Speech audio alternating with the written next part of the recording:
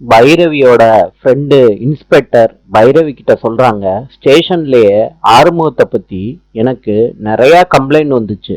அவரை ஸ்டேஷன்ல பொண்ணுங்களை தப்பா நடத்துறவருன்னு என் கூட வேலை பார்க்கறவங்க எல்லாம் சொல்றாங்க.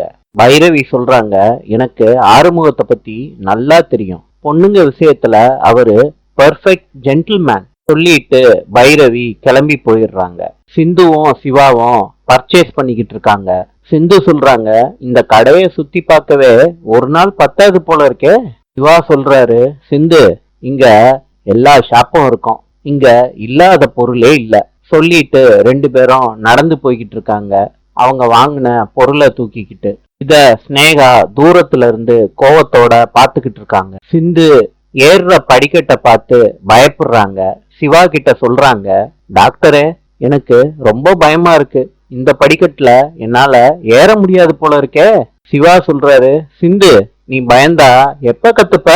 சிந்து சொல்றாங்க, டாக்டரே, எனக்கு ஒரு ஐடியா தோணுது, என்ன தூக்கிக்கிட்டு நில்லுங்க இந்த படிக்கட்டுல.